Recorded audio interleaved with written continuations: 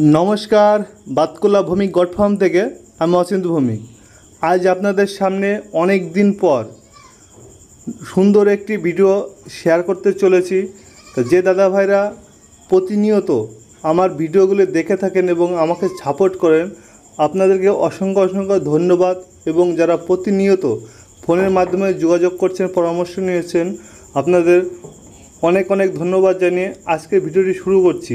তা অনেক দাদা ভাই প্রশ্ন করে রেখেছেন যে ছাগল পালন করতে গেলে খুবই পরিশ্রম হয়, এবং আজকে যে পরিশ্রমের কথা নিয়ে যে আলোচনা করব বা দাদা ভাইরা যে প্রশ্নটি করছেন খুব ছোট্ট প্রশ্ন, কিন্তু এই প্রশ্নের উত্তর কিন্তু অনেক বড়।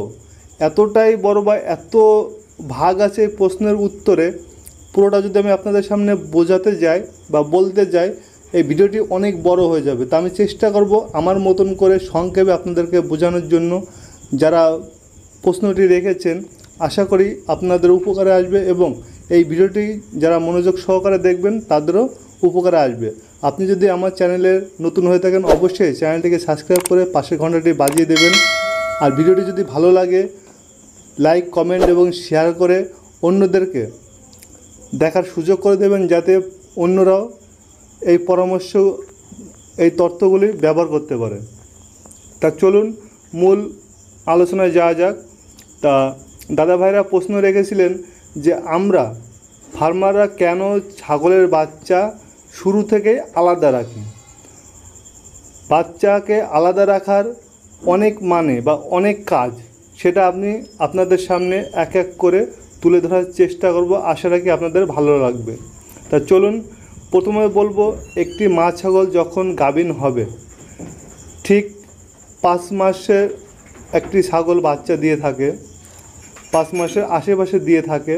তা আমি আপনাদেরকে বলবো, যখন ছাগলটির গাভীন 4 মাস হবে ঠিক ওই টাইমটাতে আপনারা যদি পারেন আপনাদের সামর্থ্য অনুযায়ী ঠিক ওকে প্রত্যেকটা ছাগল মানে অন্য যে ছাগলগুলি তাদের থেকে একটু আলাদা রাখার জন্য, সবসময়ের জন্য, দিনে কি রাত্রে কি সবসময় জন্য চেষ্টা করবেন তাকে আলাদা রাখার জন্য। আর ঠিক 4 মাস প্লাস হয়ে গেলে আপনারা সবসময় ওকে রাত্রে যখন ঘরের মধ্যে রাখবেন সবসময় খোলা রাখার চেষ্টা করবেন, না বেঁধে রাখবেন না। তাহলে কী হবে, যখনই হোক না কেন তার যখন বাচ্চা দেওয়ার সময় আসবে সে ঠিক নিজেকে সামনে নিতে পারবে, এবং বাচ্চা দেওয়ার সময় বাচ্চাটি ডেলিভারি হওয়ার পরে কিন্তু ও নিজেই ওর গা থেকে ঠিক পরিষ্কার করে নেবে এবং বাচ্চাকে সুস্থ রাখার চেষ্টা করবে মা ছাগলটি। তা আলাদা রাখার অনেক কারণ আছে। আরও কারণ হচ্ছে, ধরুন যখন আপনি প্রেগনেন্ট অবস্থা আলাদা রাখবেন অন্য ছাগলগুলি মারবে না, বাচ্চাটি নষ্ট হওয়ার ভয় খুবই কম থাকবে। বাচ্চাটি ডেলিভারি হয়ে যাওয়ার পরে বাচ্চা যে ছোটো বাচ্চাগুলি হয় সেই বাচ্চা যাতে অন্য ছাগলে না মারতে পারে, কারণ হচ্ছে বাচ্চা ছাগল এমন একটা প্রাণী, বাচ্চা যখন থাকে ওরা প্রত্যেকের দুধে মুখ লাগাবে, ওরা বুঝবে না কোনটা মা আর কোনটা অন্য কেউ কিছুদিন, তারপরে ঠিক আস্তে আস্তে বুঝবে, তখন অন্য ছাগলের কাছে যাবে না, ঠিক ওর মার কাছেই চলে যাবে। তা এদিকে হচ্ছে সবথেকে বড় ভূমিকা, যখন বাচ্চা জন্ম দেবে তাকে আলাদা রাখতে হবে, কারণ সেই বাচ্চা যদি অন্য কোনো বড় ছাগলের কাছে যায় সে যদি ঢুসা মারে তার কিন্তু আঘাত লাগবে এবং সে মারাও যেতে পারে, যদি বেঁকা দেয় লেগে যায়। তো এই হচ্ছে আরেকটি কারণ। আরও একটি কারণ হচ্ছে, বাচ্চা ছাগল আলাদা রাখার মেন উদ্দেশ্য, যদি আপনার দুটো বাচ্চা থাকে, অনেক সময় দেখবেন একটি মা ছাগলে একটি বাচ্চাকে খেতে দেয় আর একটি বাচ্চাকে খেতে দিতে চায় না। অনেক ক্ষেত্রে দেখা যায়, সবার ক্ষেত্রে এক হয় না, সব মা ছাগল এক সমান হয় না। অনেকে আছে ডেকে ডেকে বাচ্চাকে দুধ খাওয়ানোর, অনেকে আছে বাচ্চাদের দুধই দিতে চান না, সে একটাই হোক বা দুটোই হোক। অনেক ছাগল আছে একটা বাচ্চাকে দুধ দেয় আর একটা বাচ্চাকে দুধ দেয় না। এবার আপনি যদি বাচ্চাগুলোকে আলাদা রাখেন মাঠ থেকে, এবার আসছি মাঠ থেকে আলাদা রাখার কারণ কী বা এর উপকারিতা কী। তা আলাদা যদি রাখতে পারেন বাচ্চা ছাগলকে, দেখা যাচ্ছে একটা ছাগলকে দুধ দেয় আর একটা ছাগলকে দুধ দেয় না, সেক্ষেত্রে আপনি সকালে ঠিক যখন ওদেরকে বের করবেন ওই টাইমটা দুটো বাচ্চাকে ছেড়ে দিয়ে ওর মায়ের দুধ সমানভাবে খেতে পারবে, তাহলে বাচ্চা ছাগল দুটি সমানভাবে আস্তে আস্তে বেড়ে উঠবে। তা নাহলে দেখা যাচ্ছে কেউ বেশি দুধ খাচ্ছে কেউ কম দুধ খাচ্ছে, যে বেশি খাবে সে আস্তে আস্তে দ্রুত ওয়েট গেইন করবে, এবং যে কম খাবে সে আস্তে আস্তে খেতেও চাইবে না, এবং অন্য ঘাস পাতা সে খেতে চাবে, আস্তে আস্তে সে ওয়েট গেইন কম করবে। তা এই হচ্ছে আর একটি ব্যাপার। আরও একটি ব্যাপার আছে যেটা আমি আপনাদের সামনে মেন উদ্দেশ্যে রাখবো, সেটা হচ্ছে বাচ্চা ছাগলকে যদি আলাদা রাখা যায় মা ছাগল থেকে, সেক্ষেত্রে অনেক সময় দেখা যায় বাচ্চা ছাগলের যখন 2 মাস 2.5 মাস বয়স হয়, ঠিক ওর মধ্যেই কিন্তু অন্য যে মানে মা ছাগলটি সে কিন্তু হিটে চলে আসবে। এইটা কিন্তু আরেকটি কারণ যে সবসময় দুধ খাবে না, সবসময় দুধে গিয়ে চাটাচাটি করবে না, সেক্ষেত্রে মা ছাগলটি দ্রুত হিটে আসতে পারে।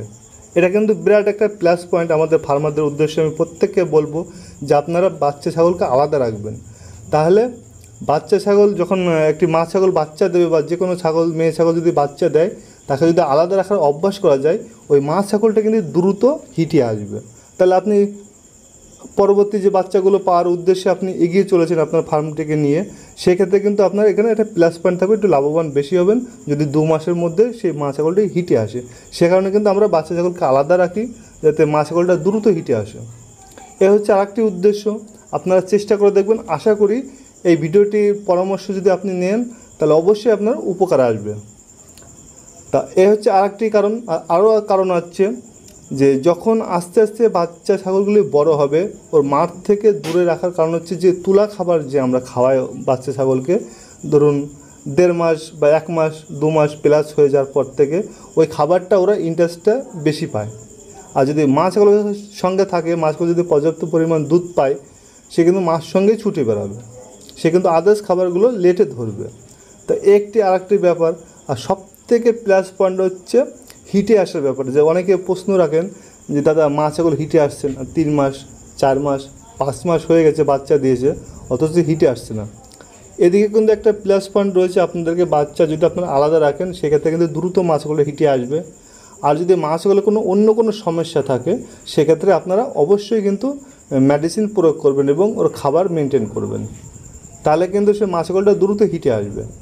অনেকে কিন্তু হিটটা নিয়ে কিন্তু অনেক রকম প্রশ্ন করছেন। আমি আশা রাখি আগামীতে আরও যাতে হিটে ঠিক টাইম টু টাইম মা ছাগল হিটে আসে, সেটি নিয়ে ঠিক আপনাদের সামনে আগামীতে আরও আলোচনা করব, এক এক করে ভিডিওতে তুলে ধরবো।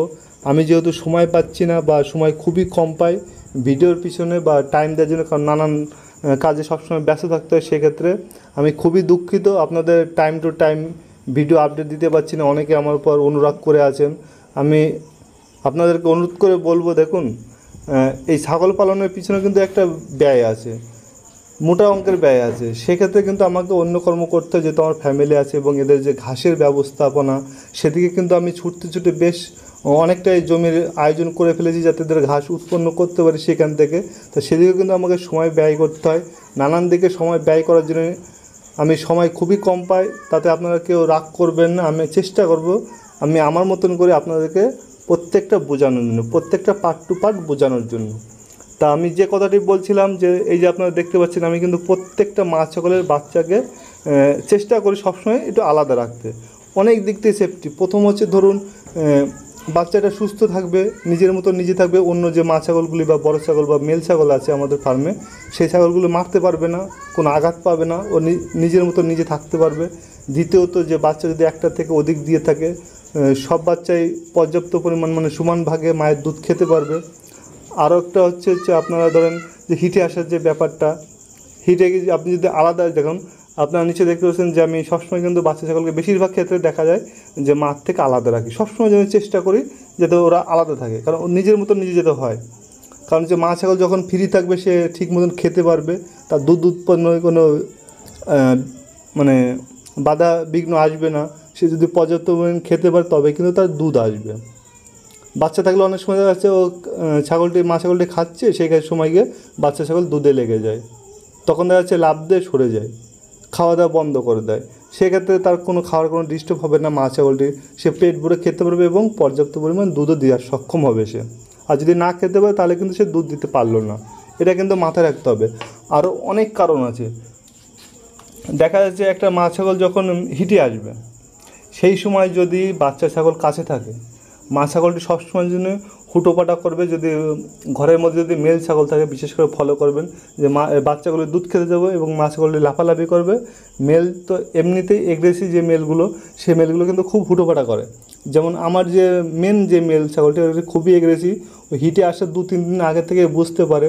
আর যে মানে মা ছাগলটি হিটে আসবে বা মেয়ে ছাগল হিটে আসবে, তাকে যদি অন্য বাচ্চারা তার প্রতি যদি আকৃষ্ট হয়, বা অনেক সময় দেখবেন আপনারা ফলো করে যে বাচ্চা ছাগলগুলি তার দুধ খেতে যায় ওই টাইমে, যাদের মেল আছে তারা ভালোভাবে বুঝতে পারবেন যে যখন যে মা ছাগলটা হিটে আসে, সেই মা ছাগলের বাচ্চা যদি দুধ খেতে যায়, সে কিন্তু প্রচণ্ড লাফালাফি করে, দুধ খেতে দেয় না।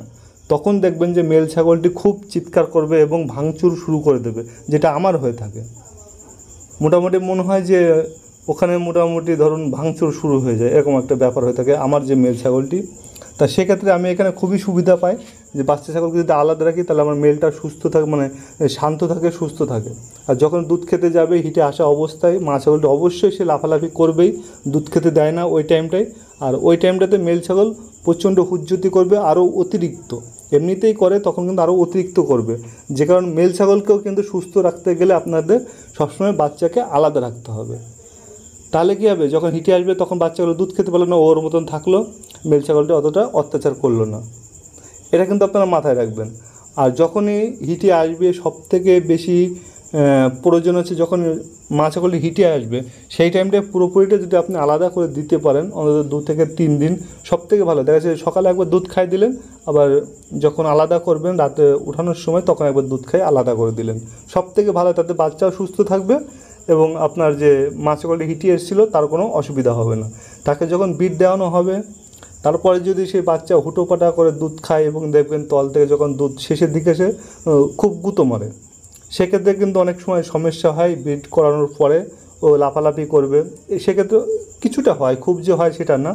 তা অনেক দিক থেকেই ভালো রাখা যায় ছাগলগুলিকে, বাচ্চাগুলিকে, মেল ছাগলকে। প্রত্যেকটা যদি আপনি পার্ট টু পার্ট ফলো করেন, আপনি নিশ্চয়ই বুঝতে পারবেন যে বাচ্চাকে আলাদা রাখার গুরুত্ব কতটা উপকার আসে ফার্মের বিষয়টা। আরও অনেক কারণ আছে বাচ্চাকে মা ছাগল থেকে আলাদা রাখার, তা আমি আমার মতো সংক্ষেপে আপনাদের সামনে তুলে ধরলাম। পুরোপুরি তুলতে গেলে অনেক বড় হয়ে যাবে, আমি আগেও বলেছি। তা আমি আমার মতন করে তুলে ধরেছি, আশা রাখি আপনাদের ভালো লাগবে। তা আর বেশি ভিডিওটি বড় করব না। আপনারা সবাই সুস্থ থাকবেন, ভালো থাকবেন। ভিডিওটি যদি ভালো লেগে থাকে অবশ্যই লাইক, কমেন্ট এবং শেয়ার করবেন। আপনি যদি আমার চ্যানেল নতুন হয়ে থাকেন চ্যানেলটিকে সাবস্ক্রাইব করে পাশে ঘন্টাটি বাজিয়ে দেবেন। আপনারা সুস্থ থাকুন, আপনার পশুগুলোকে সুস্থ রাখুন। নমস্কার।